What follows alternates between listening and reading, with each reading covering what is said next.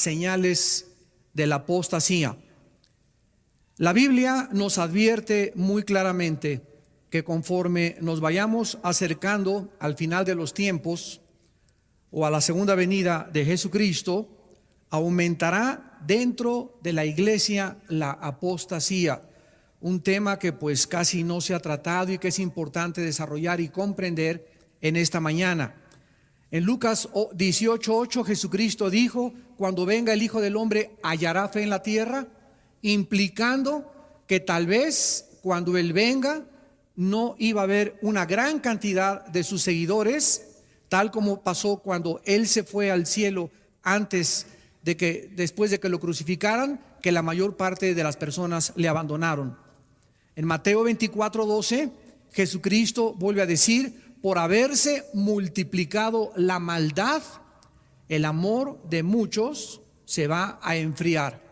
Y aquí la palabra maldad en el griego es anomia, que significa sin ley. O sea, Jesús está diciendo que la rebelión contra la autoridad va a aumentar, y que por este aumento de la rebelión contra la autoridad, la palabra anomia, la maldad va a aumentar. O sea, va a entrar a la iglesia esta rebelión y va a hacer que muchos cristianos tengan un concepto mucho más pequeño de la autoridad, que va a hacer que su fe sea relajada totalmente. En 1 Timoteo 4:1 el apóstol Pablo le dice a Timoteo: porque el Espíritu dice claramente que en los últimos tiempos muchos apostatarán de la fe, escuchando a espíritus engañadores y a doctrinas de demonios. Y en la segunda carta a los tesalonicenses, en el capítulo 2, versículo 3, el apóstol Pablo nos dice otra vez: nadie los engañe en ninguna manera.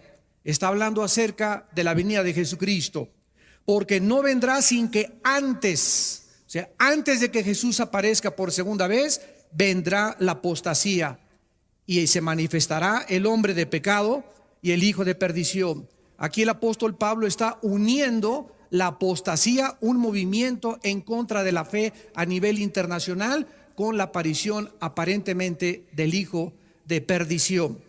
Ahora vamos a comenzar a definir en primer lugar qué es la apostasía, para continuar definiendo a los dos apóstatas que existen en el Nuevo Testamento, y en tercer lugar ver las causas de la apostasía o por qué la gente se aparta de la fe. En primer lugar, en 1 Timoteo 4:1, la palabra apostatar, en los últimos tiempos muchos apostatarán de la fe, es la palabra griega apistemi, que significa llevarse fuera, seguir otro curso, salirse del camino. Vamos a ver esta palabra en Hechos 5, versículo 37, que nos va a dar un poco más de luz. Dice Hechos 5:37: después de se levantó Judas el Galileo en los días del censo y llevó en pos de sí. Esta frase, llevó en pos de sí, es la palabra griega apistemi. Entonces nos damos cuenta que tiene que ver con salirse fuera o con la influencia de terceras personas que nos pueden sacar del camino. En este caso particular, de hecho, se está hablando de Judas el Galileo, que se lleva en pos de sí, o sea que arrastra a muchos del pueblo y finalmente, ¿verdad?, todos ellos perecen. La misma palabra es en segunda de Tesalonicenses capítulo 2, versículo 3.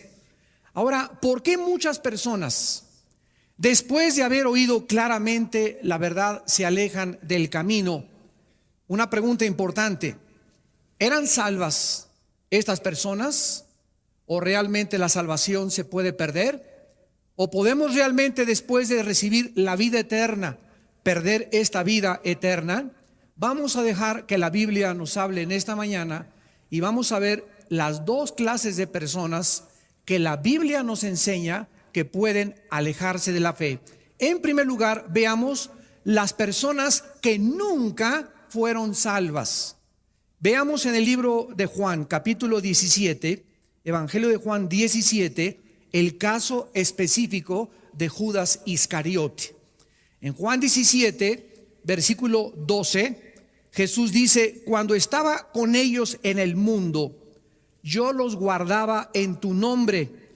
A los que me diste, yo los guardé, y ninguno de ellos se perdió, sino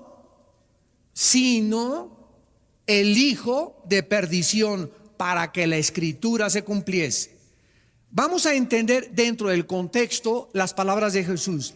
Miren ustedes en el versículo 2 del mismo capítulo: le has dado potestad sobre toda carne para que haya vida eterna a los que le diste. Versículo 6: a los que del mundo me diste, tuyos eran y me los diste. Versículo 9: sino por los que me diste, porque tuyos son. Versículo 11: ya no estoy en el mundo, estos están en el mundo. Padre Santo, a los que me has dado, guárdalos en tu nombre. Y en el versículo 12, otra vez: a los que me diste, los guardé. Vemos nosotros en la oración de Cristo que todos nosotros somos un regalo del Padre al Hijo, y que antes de que nosotros fuéramos a Jesucristo, nosotros le pertenecíamos al Padre. Y el Padre, sabiendo, ¿verdad? Desde luego no vamos a entrar en una teología profunda de la predestinación, nos tomó y nos dio. Somos la iglesia, somos un regalo, somos la novia que el Padre le trae a su Hijo Jesucristo.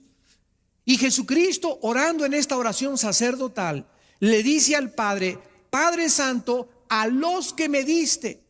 No está implicando que nosotros determinamos ir a Cristo, sino que el Padre nos guió, nos envió, nos llevó a su Hijo Jesucristo. A esos Jesús dice: yo los guardé, y ninguno de los que el Padre me da se va a perder. Ninguna oveja se va a perder, porque están seguras en mi mano. Juan 10. Pero el único que se perdió fue alguien que el Padre no le dio a Jesús, y que se llama Judas Iscariote, para que la escritura se cumpliese, de que este discípulo fue llamado siempre hijo de perdición. Nosotros somos hijos de bendición, hijos del Padre. Por cuanto somos hijos, envió el Espíritu Santo a morar en nuestras vidas. Vamos a continuar en Juan 18, versículo 8, y dice la Biblia: respondió Jesús: les he dicho que yo soy. Si me buscáis, dejen ir a estos. Y lo comparamos con Juan capítulo 13, versículo del 10 al 11, cuando Jesús ya está en la última cena, en la víspera de su crucifixión. Dice estas palabras. Jesús le dijo, Juan 13, 10: el que está lavado no necesita sino lavarse los pies, pues está todo limpio. Y vosotros limpios estáis, aunque no todos, porque sabía quién le iba a entregar. Por eso dijo: no estáis limpios todos. Versículo 18: no hablo de todos vosotros, yo sé a quienes he elegido, mas para que se cumpla la escritura, el que come pan conmigo levantó contra mí su calcañar. Vemos pues aquí en la Biblia claramente que Judas nunca tuvo la salvación. Judas fue siempre el diablo, y cuando se le metió el diablo para entregar a Cristo, complementó la obra de arte de Satanás. Y desde que el Señor Jesús escogió a Judas, él sabía perfectamente bien que era el diabolos. Y aquí aparece una contradicción teológica.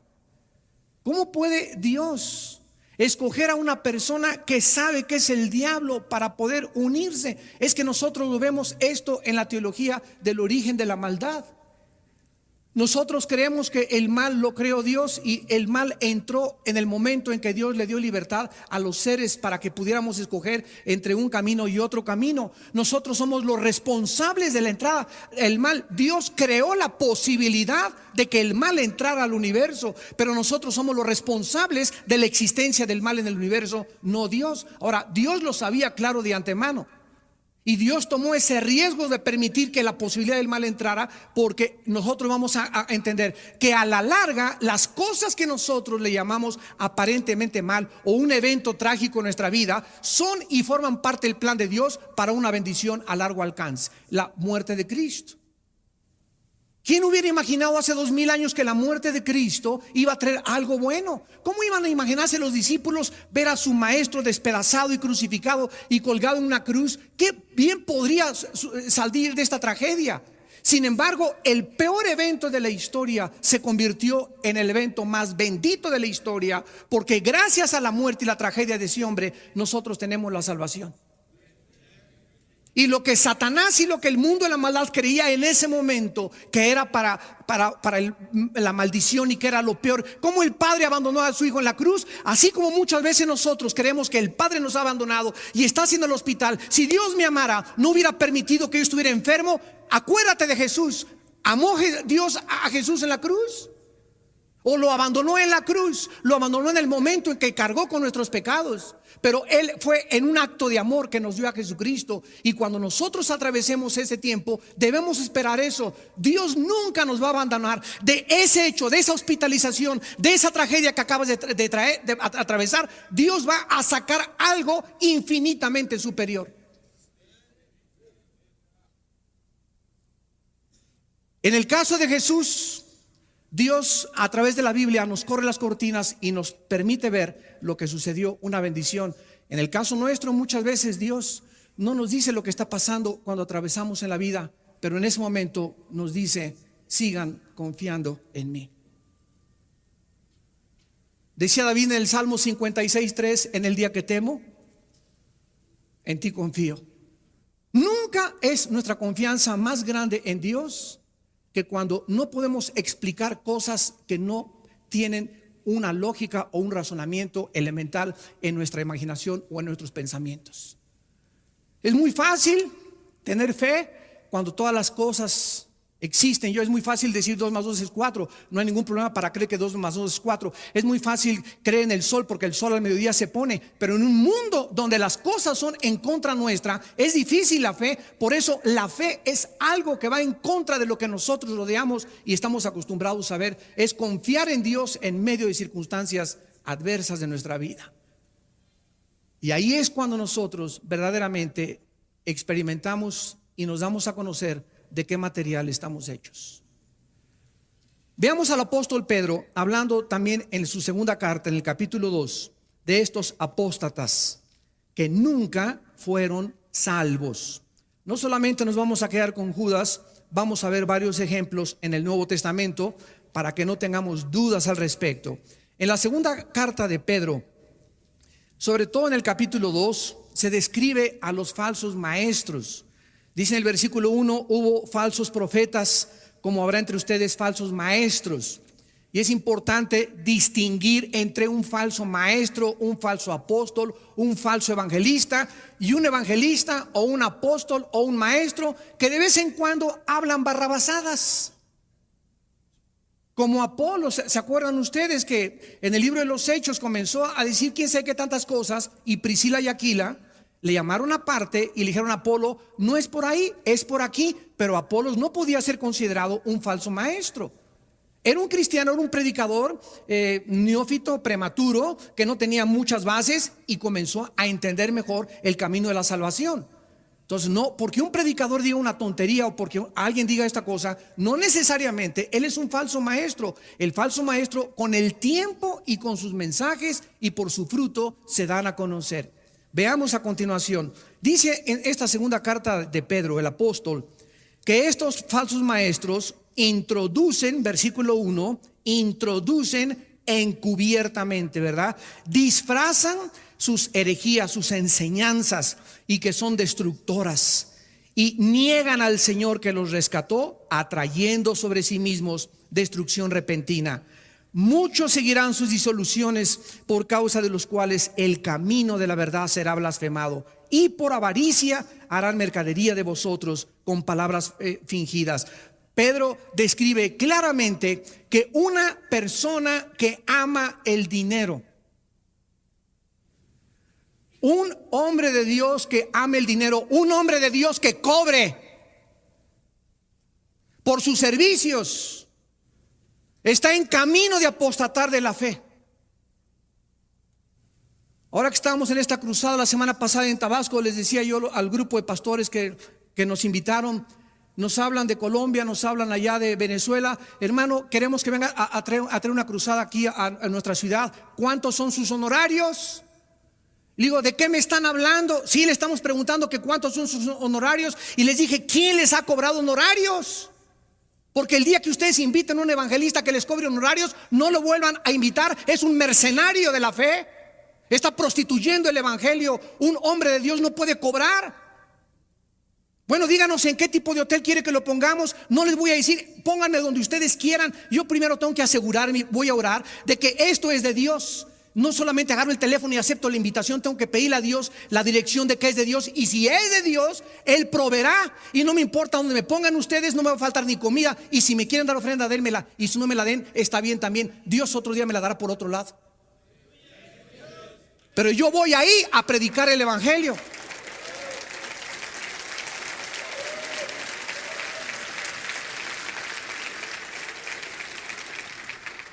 Amados, es tiempo de elevar la integridad del ministerio. Es tiempo de elevar las normas con las cuales Dios nos mandó. Somos misioneros de Dios. Somos apóstoles enviados de Dios a un mundo necesitado. Estábamos el otro día allá en Puerto Vallarta y unos hermanos llegan al hotel por nosotros en una camioneta que no tenía aire acondicionado. Y llegan al hotel, hermano, Alducin, discúlpenos, pero no tiene aire. Le digo, bueno, ¿quién creen que soy yo? Que les exijo que vengan en una limusín por mí, que me pongan un hotel 5 estrellas. Pablo andaba en burro, andaba en caballo, se dormía en petates. Y nosotros los predicadores del siglo XX estamos exigiendo que se nos trate en hoteles con aire acondicionado y que nos recojan en coches que tengan aire. ¿En qué siglo estamos viviendo del evangelio? Estamos acostumbrándonos a un mundo de comodidades, a una fe instantánea. Todo es café instantáneo, sopa marucha instantánea. Y quieren meter al microondas a los cristianos ahora. No hay tal cosa como una santificación inmediata. La santificación es un proceso que nos dura toda la vida. Me dice un hermano el otro día, es que tuve una experiencia con el Señor y me caí al suelo y sentí que me pasó esto y que Dios me quitaba tantas cosas de mi vida. Y le dije, cuando te levantes mañana las vas a volver a tener. ¿Qué crees tú que ya Dios te quita de un día para otro? El que piensa que está firme, mire que no caiga. El pecado morará dentro de nosotros durante toda la vida. Y ahí a los 99 años de edad que yo tenga en el hospital, antes de expirar mi alma al Señor, ahí el pecado seguirá luchando en contra del Espíritu. Nunca debemos de bajar la guardia, ni creer que ya la santificación de entero te sirve para mañana. Todos los días tienes que luchar. Todos los días tenemos que pelear contra la carne. Todos los días tenemos que crucificar las cosas que creíamos que ya habíamos vencido. Ahí están potencialmente dentro de nosotros. Y eso es lo que nosotros tenemos que cuidar en nuestra vida. Ahora dice aquí en esta carta, el versículo 14 y 15 de segunda de Pedro, el apóstol continúa describiendo a estos falsos apóstatas, maestros apóstatas que nunca fueron salvos. ¿Cómo lo sabemos? Dice el versículo 14 y 15, tienen los ojos llenos de adulterio, no se sacian de pecar. En 1 Juan 3:9 dice, el que practica el pecado no puede ser hijo de Dios, porque la simiente de Dios permanece en él. Y vemos que estos hombres hacen del pecado un hábito continuo. No se sacian de pecar, seducen a las almas inconstantes, tienen el corazón habituado a la codicia, son hijos de maldición. Jamás se nos llamará en el nuevo pacto a nosotros hijos de maldición. El que tiene el Espíritu de Dios ya no puede estar bajo ninguna maldición. Podemos heredar maldiciones de los antepasados, pero Cristo ha hecho maldición en su cuerpo por nosotros y nosotros somos hijos ahora de bendición. Dice el versículo 15, han dejado el camino recto. Vean ustedes, han dejado, o sea, estuvieron, militaron, se metieron a las filas del cristianismo, pero jamás entraron como Judas, entraron encubiertamente. ¿A qué? A destruir el evangelio. Se han extraviado siguiendo el camino de Balaam. Balaam se distinguió por la avaricia, por el dinero, el cual amó el premio de la maldad. Y en el versículo 21 y 22, el apóstol Pedro concluye terminante y drásticamente: Mejor les hubiera sido no haber conocido el camino de la justicia que después de haberlo conocido volverse atrás del santo mandamiento que les fue dado. Escuchen el versículo 22. Les ha acontecido lo del verdadero proverbio: el perro vuelve a su vómito y la puerca lavada a revolcarse en el cielo, en el cieno. ¿Por qué el perro, cuando come algo y lo vomita, se lo vuelve a comer? ¿Por qué los gatos no hacen eso? ¿Por qué los rinocerontes no hacen eso? ¿Por qué los leones no hacen eso? ¿Por qué los pericos no hacen eso? ¿Por qué solamente el perro tiene esta característica?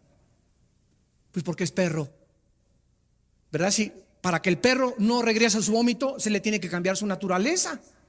¿Por qué el puerco lo bañas y le pones un perfume y le pones un listón y lo sacas? Dura 10 minutos y regresa otra vez al lodo, porque es su naturaleza.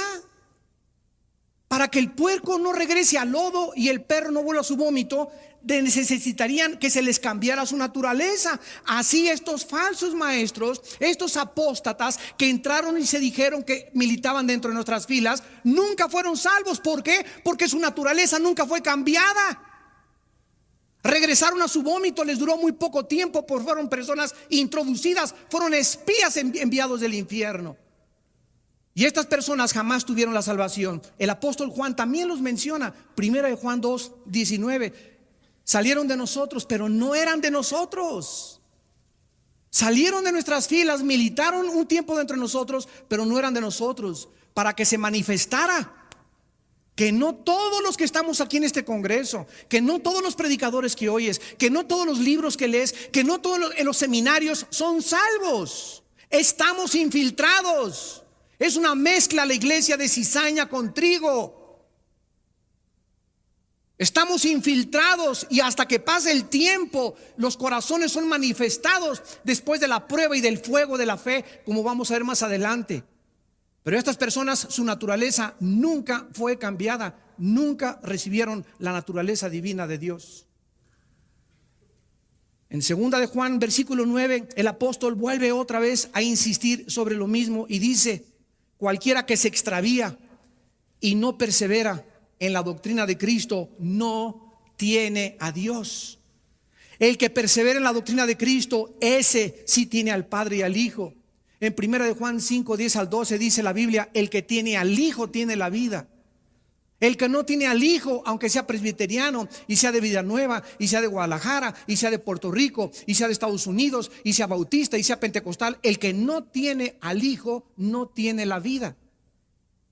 Cualquiera que permanece en el camino y se sale, vamos a ver que los apóstatas nunca regresan, se salen y no regresan jamás. ¿Por qué no regresan? Vamos a ver ahora los apóstatas cristianos que no eran salvos y que se apartan temporalmente. Hay una grande diferencia. El apóstata que nunca fue salvo se aparta para perderse, pero el que es hijo de Dios, Dios lo trae con cuero.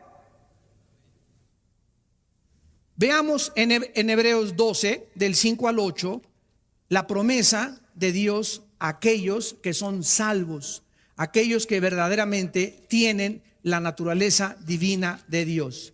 Dice en Hebreos 12, versículo del 5 al 8: ya habéis olvidado la exhortación que como a hijos se os dirige, diciendo: hijo mío, no menosprecies la disciplina del Señor, ni desmayes cuando eres reprendido por él, porque el Señor al que ama disciplina y azota al que recibe por hijo. En otras palabras, si tú no eres hijo de Dios, esos apóstatas, esos maestros, como nunca fueron hijos de Dios, nunca reciben la disciplina de Dios, hasta el tiempo se manifiestan sus corazones y se pierden. ¿Quién es, por ejemplo, Jim Jones?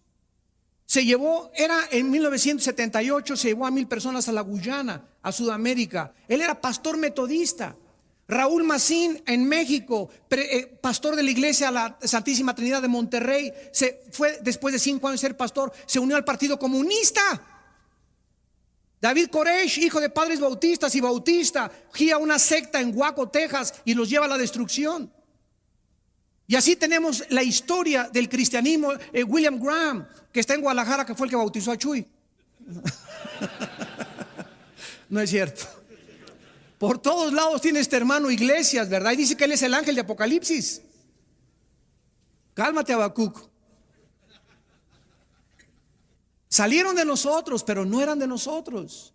Jim Jones salió de la iglesia metodista, David Koresh de la iglesia bautista, Masin de la iglesia metodista en Monterrey, y así tenemos cantidad de falsos profetas. William Branham también en los 40, 50 tenía campañas evangelísticas, y de repente se le metió el diablo y comenzó a decir que él era el apóstol de Dios y que él era el ángel de Apocalipsis y que solamente él tiene la verdad. Entonces se manifiesta con el tiempo que esta persona nunca tuvo la naturaleza de Dios, nunca su naturaleza fue cambiada, fue introducido encubiertamente. Pero los hijos de Dios, dice la Biblia, son disciplinados por el Señor. En la historia del hijo pródigo, el hijo pródigo es otro ejemplo de un cristiano. Nunca dejó él de ser hijo. Se usa evangelísticamente este mensaje y está bien, pero si nos vamos al exégesis del pasaje, nos damos cuenta que el hijo pródigo nunca perdió su posición de hijo. Y se salió y apostató y se fue y se perdió. Pero llegó un momento en que despertó su conciencia al Señor, y estando en esa condición dijo: ¿qué hago aquí alimentando a los puercos en la casa de mi padre? Y se levantó y fue y se arrepintió y dijo el padre, ¿verdad? Mi hijo estaba perdido, pero ha sido hallado ahora. Y vemos la disciplina de Dios de cómo lo lleva a desperdiciar su vida, pero regresa porque Dios ha prometido que lo que ha comenzado en nuestra vida, Filipenses 1:6, lo va a completar. Y dice en Judas que Dios es poderoso para guardarnos sin caída también. Y dice en Primera de Pedro que somos sostenidos por el poder de la fe. Mientras nosotros nos mantengamos confiando en Dios, Dios nos seguirá sosteniendo. Tenemos otro caso en 1 Corintios 5, del 1 al 5. Un cristiano vivía en fornicación con su madrastra. No tenían en esa época Timoteo, no tenían las cartas de Pedro, no tenían la información que tenemos nosotros. Y Pablo les dice: a ese muchacho sáquenlo de la iglesia y entréguenlo a Satanás para la destrucción de la carne, a fin de que el espíritu sea salvo en el día de Cristo. A fin de que el espíritu sea salvo en el día de Cristo. Y finalmente tenemos a Santiago, que nos dice en el capítulo 5, antes de despedirse de sus lectores, dice Santiago capítulo 5 versículo 19: hermanos, si alguno entre ustedes se ha extraviado, escuchen lo que dice hermanos. Está hablando a los hermanos que se han extraviado. Si alguno de entre ustedes, o sea, de entre los hermanos, se ha extraviado la verdad y alguno le hace volver, sepa que el que haga volver al pecador del error del camino salvará de muerte un alma y cubrirá multitud de pecados. ¿De qué tipo de muerte está hablando Santiago? Está hablando de la muerte física. El mismo caso de 1 Corintios 5 y el mismo caso de 1 Corintios 11. Los corintios tomaban la cena y por no discernir el cuerpo del Señor, ¿qué les pasó? Se enfermaron y se comenzaron a morir. La muerte física. Dice la Biblia que cuando un hijo de Dios no entiende, Dios te lleva a casa antes de tiempo. Te puede llevar a casa prematuramente. Dios quiere que sigas en la vida, que testifiques, que hables del Señor, que tengas salud, que seas bendecido. Pero si tú estás en contra de sus leyes y te entercas, y Dios conoce tu corazón que no hay posibilidad de hacerte volver, Dios te lleva para que no sea blasfemado el camino de la verdad por tu culpa. Entonces hay cristianos que son personas que han abandonado el camino, pero si regresan. Y si el caso es extremadamente drástico, Dios se los lleva a casa. Ahora veamos a continuación las causas de este apartamiento de la fe. Las causas de esta apostasía. En el libro de los Hebreos, capítulo 2, encontramos la primera: negligencia en el estudio de la palabra de Dios. Ojo, negligencia, apatía en el estudio, en la meditación, en la memorización de la palabra de Dios. Dice el capítulo 2 de Hebreos: por tanto, es necesario que con más diligencia atendamos a las cosas que hemos oído. En estos 2 días ustedes van a oír muchas cosas de la Biblia. Y Dios a cada uno de nosotros nos ha preparado para darles un mensaje, y todos necesitan lo que estoy hablando, lo que habló yo, lo que va a hablar el hermano Carlos. Todo está preparado por Dios. Somos hechura suya, creados en Cristo Jesús, las cuales obras preparó de antemano para que anduviésemos en ellas. Este congreso está preparado por Dios, y el Espíritu Santo lo que está hablando es exactamente lo que tú necesitas oír. Pero si tú en este congreso no atiendes diligentemente y paras el oído y verdaderamente en este congreso tú no te quebrantas y te humillas delante de Dios y haces que el Espíritu Santo pueda influir, infundirte esa vivificación que solamente nos puede dar, y tú te vas el domingo de aquí o el lunes de aquí, te perdiste una oportunidad que no sabemos si se te va a volver otra vez a manifestar. Muchos de ustedes, escúchenme, es la última vez que están escuchando la voz de Dios, porque ninguno de nosotros sabemos si mañana en la mañana nos vamos a poner la corbata y vamos a amanecer.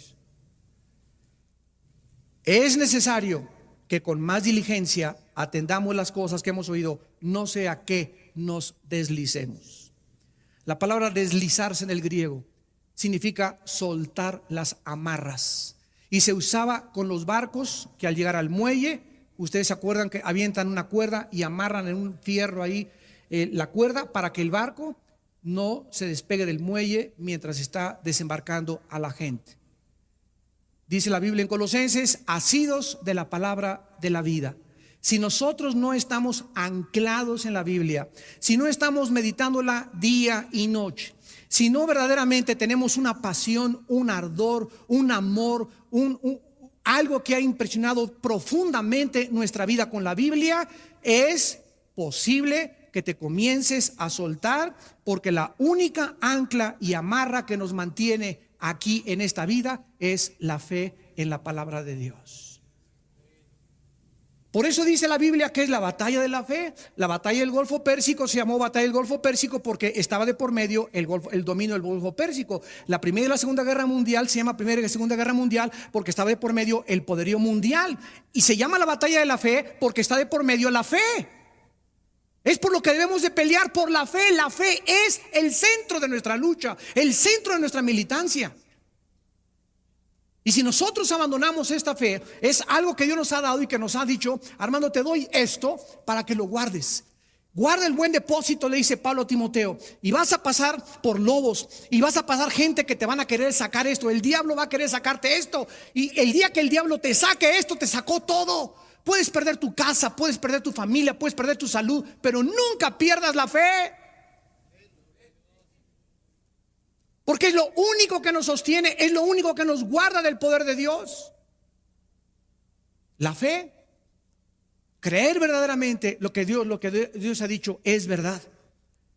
Dice en el versículo 2: porque si la palabra dicha por medio de los ángeles fue firme, y toda transgresión y desobediencia recibió justa retribución, ¿cómo escaparemos nosotros si descuidamos una salvación tan grande?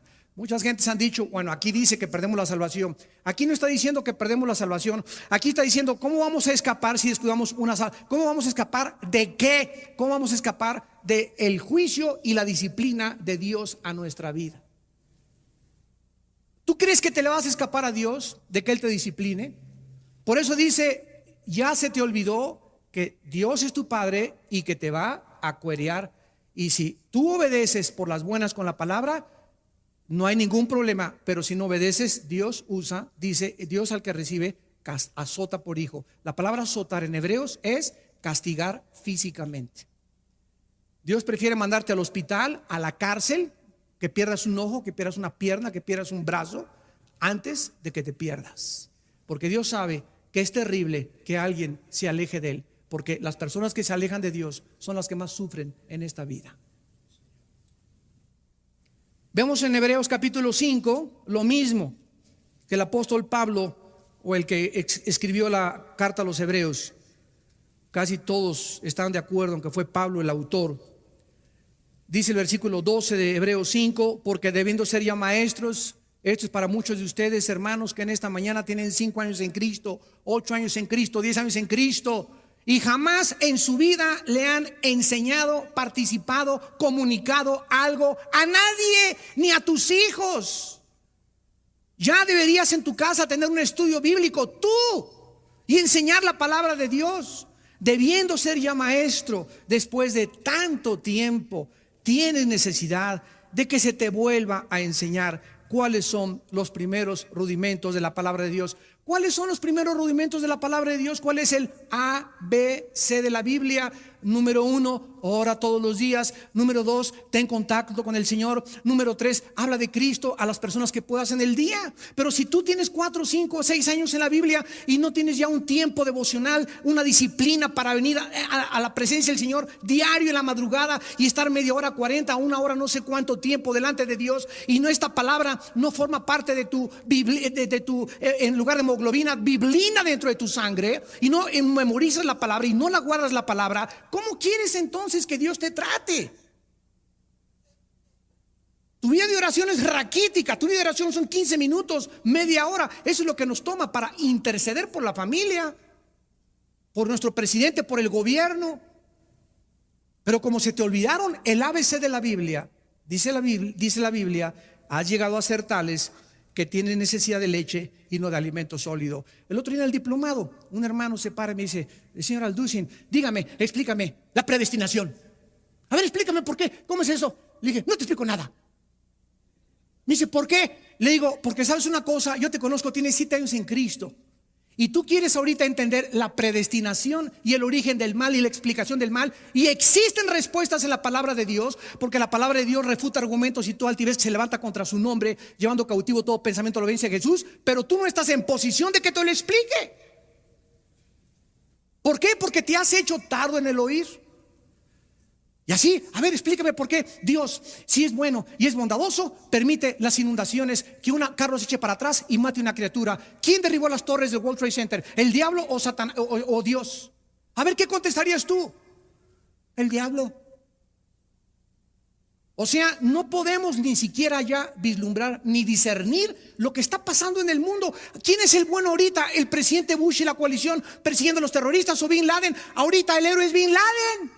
Se han cambiado los valores en el mundo que vivimos, que se ha perdido el discernimiento en la misma iglesia, y los mismos cristianos ya no sabemos ni distinguir quién es el bueno y quién es el malo.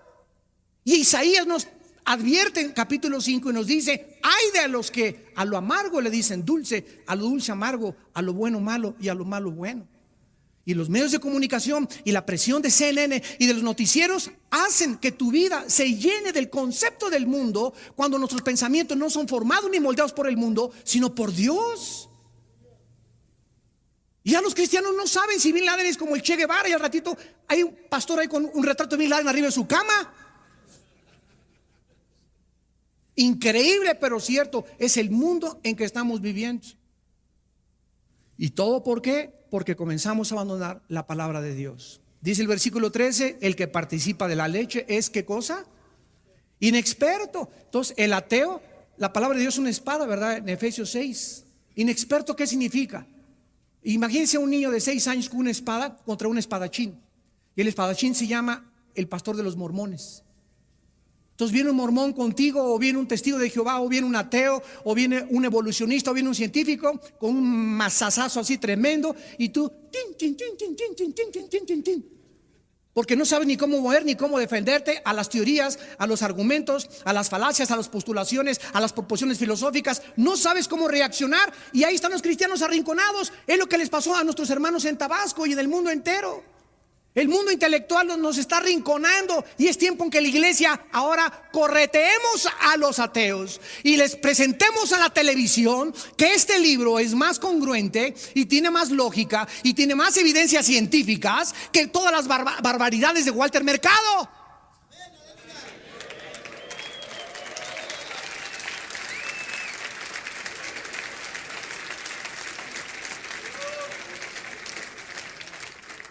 Dios te está buscando. Dios te está buscando, hermano. Jóvenes, escúchenme. Dios está buscando a jóvenes que se preparen, que conozcan la escritura, que estudien la escritura, que memoricen la palabra, para ver que a través de ellos Dios va a mostrar su poder, como dice 2 Crónicas 16. Dios está buscando, sus párpados buscan hombres que tengan un corazón recto para mostrar a través de ellos su poder, para infundirles ánimo, para infundirles sabiduría, para infundirles un valor sobrenatural que es el que se necesita para pelear con tantos gigantes de los cuales la tierra está poblada. Necesitamos Davides, necesitamos Danieles que estén escudriñando, necesitamos Josés que estén verdaderamente aguantando con paciencia el tiempo de Dios.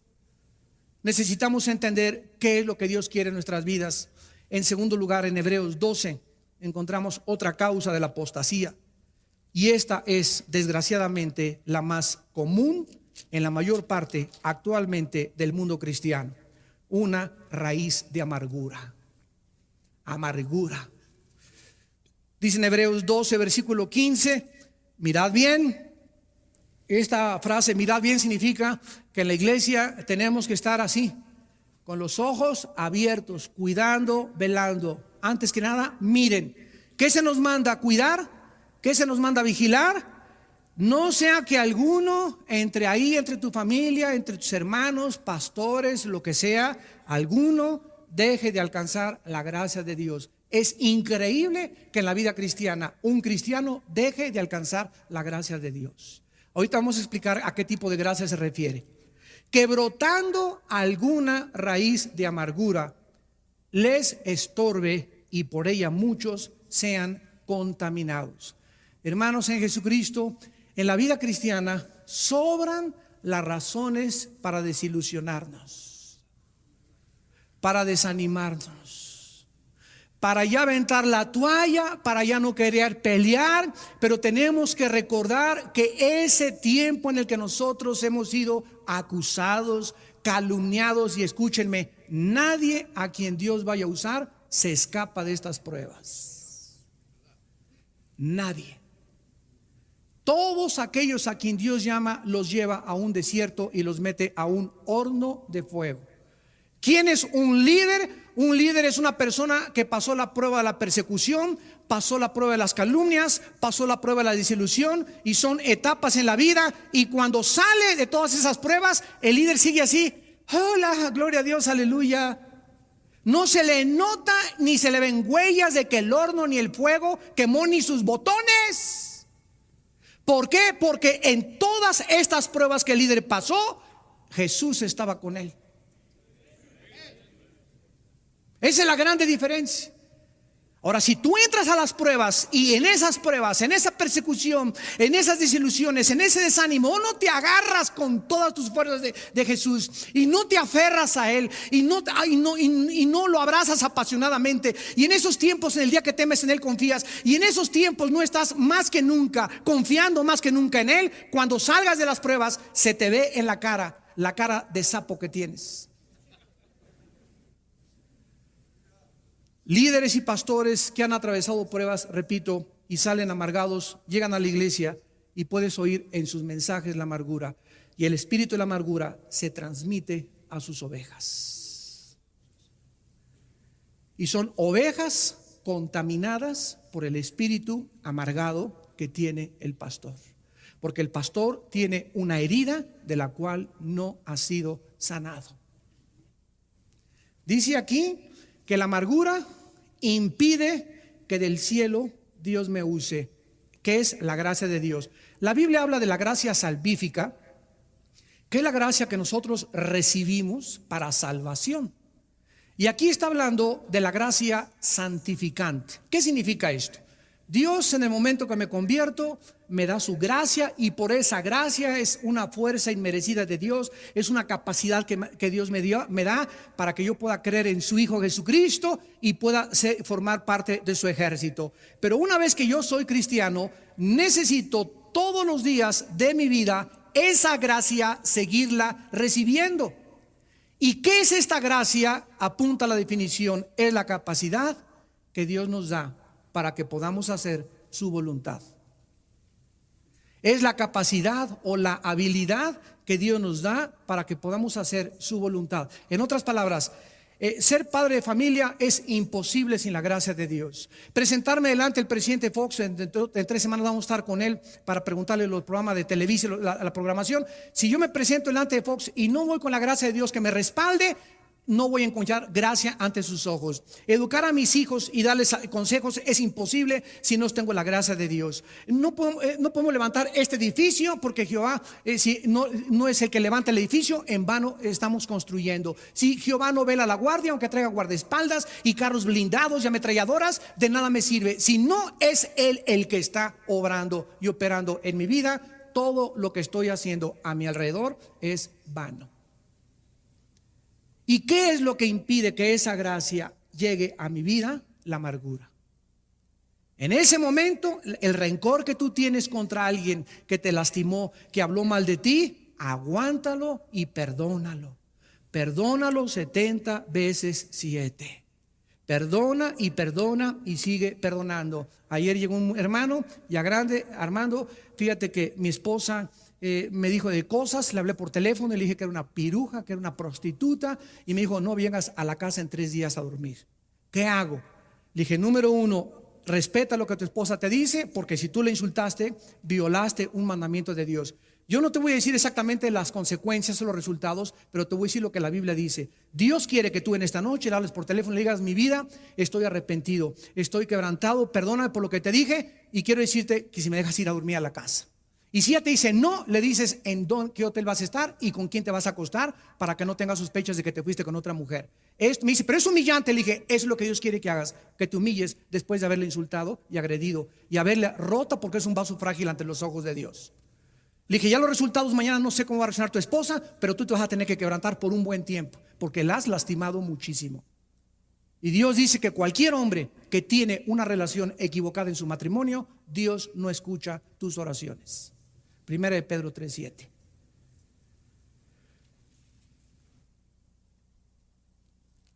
Tenemos en tercer lugar, hermanos, para terminar, nos faltan muchas, pero en 1 Timoteo 6, versículo 20 al 21, tenemos otra causa que te puede hacer extraviarte de la fe. Y le dice Pablo a Timoteo, 1 Timoteo 6, versículo 20 y 21.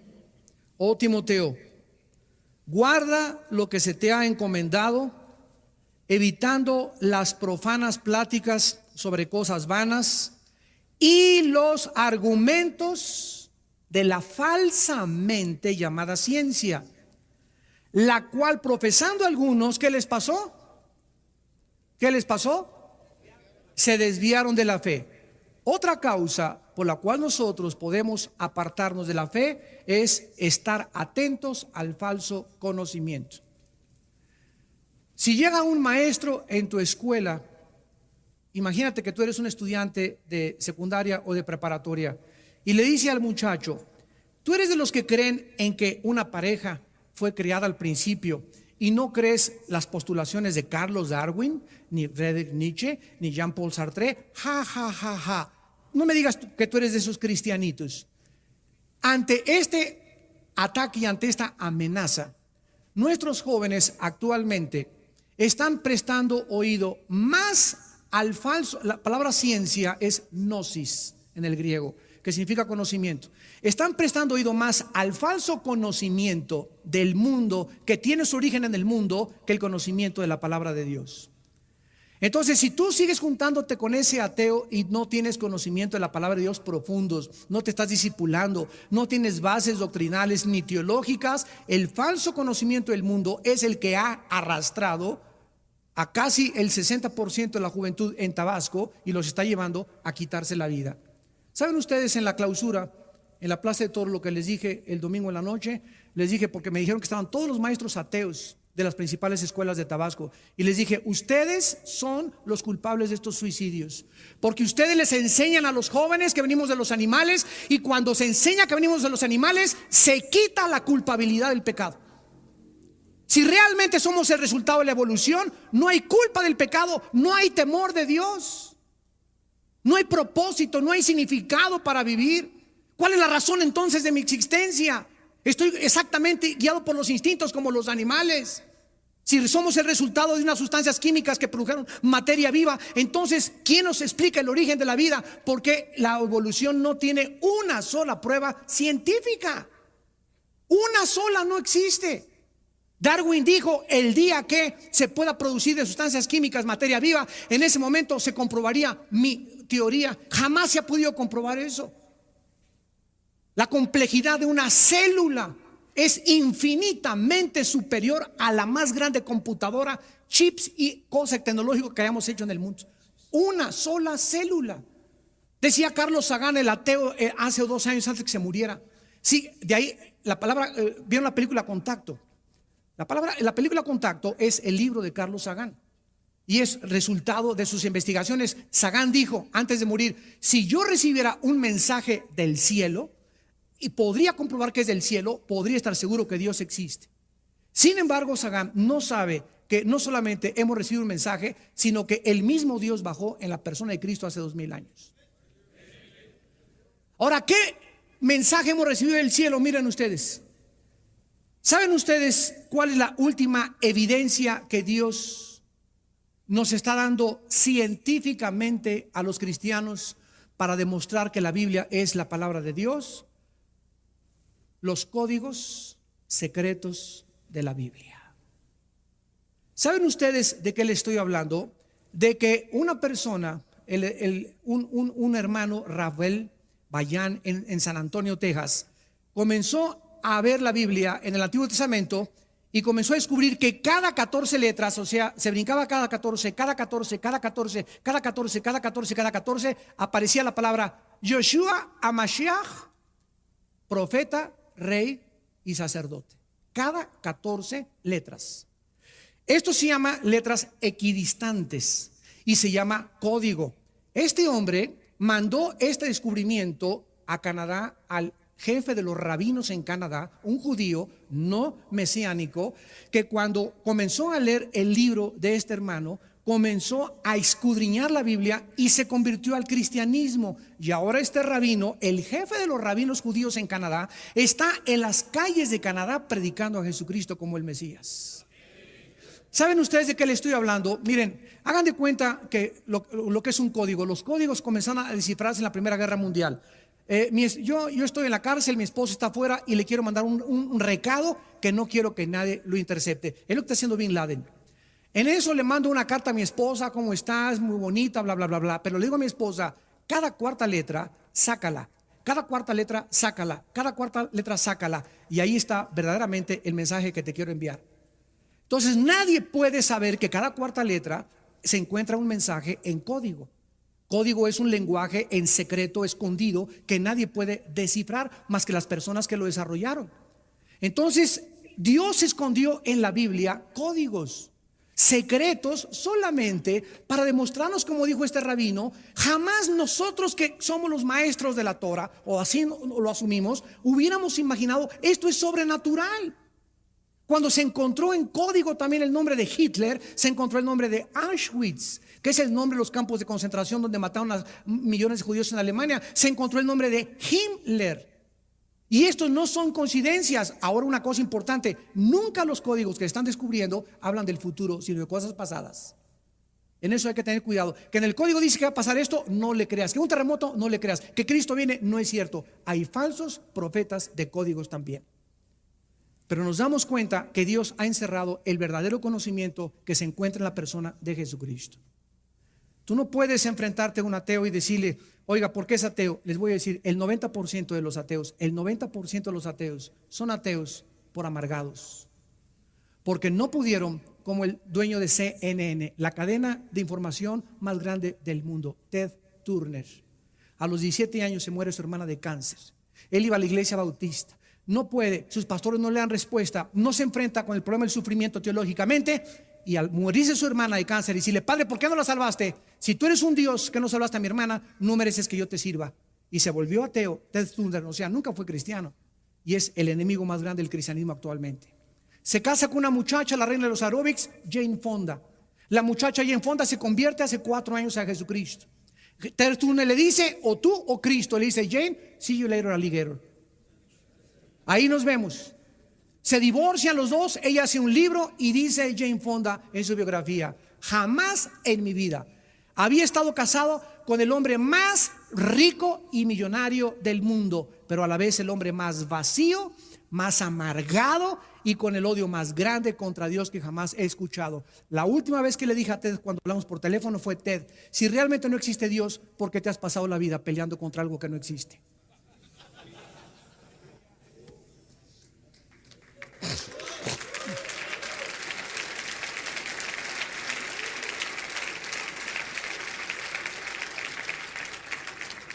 Señor, te damos las gracias por tu palabra. Somos sostenidos por tu poder mediante la fe. Y además es nuestro escudo. No podemos darnos el lujo de vivir en el mundo que nos rodea con el escudo bajado. Somos tus soldados que vamos de paso por un territorio ocupado por el enemigo temporalmente, pero que por tus profetas los hebreos escribiste que esta tierra nos sería entregada al final. Y tú la ibas a restaurar y la cambiarás y harás cielos nuevos y tierra nueva, en los cuales morará la justicia.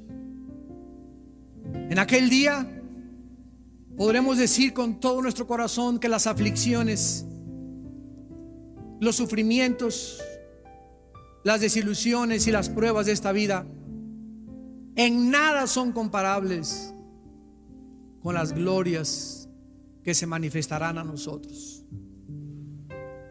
En aquel día será como haber entrado a un hotel de paso y haber pasado una sola noche mala comparado con lo que nos espera. Oh Dios, necesitamos en México, Señor, un grupo de varones. Sabemos que nunca serán muchos, será un pequeño remanente, pero los pequeños remanentes son los que tú usas en tu poder. Danos un pequeño remanente de hombres en México, Padre, íntegros, que amen la justicia y que amen la piedad, que en sus corazones haya honestidad y que hablen siempre la verdad en su corazón, que no engañen a su prójimo y que aún jurando en daño suyo no por eso cambien. Estos son los hombres que tú estás buscando. Hay muchos de ustedes que han llegado a este congreso desanimados, desilusionados, y Dios te trajo a cargar tus baterías, a decirte que Él es el que te infunde ánimo y fuerza para vivir. Y en esta noche, en esta mañana en la que tú tal vez te has alejado de Dios, te has estado enfriando sin que tú te des cuenta, con el peligro de extraviarte y de apostatar, dile a Dios en tu corazón en este momento: Señor mío y Dios mío, he comprendido que es un lujo no vivir cerca de ti, porque separado de ti jamás nunca podría hacer nada. Señor Jesús, te digo que te amo con todo mi corazón. Tú diste tu vida por mí, tu sangre en la cruz para pagar mis pecados. Oh Dios, dame ese amor también por las almas perdidas. Dame ese amor por mis hermanos, que pueda en la iglesia donde yo asisto perdonar a mis hermanos, tolerarlos y soportarlos, como tú me toleraste y me soportaste en la cruz del Calvario. Dame la fuerza, Señor, para vencer y no hacer caso cuando la gente habla mal de mí.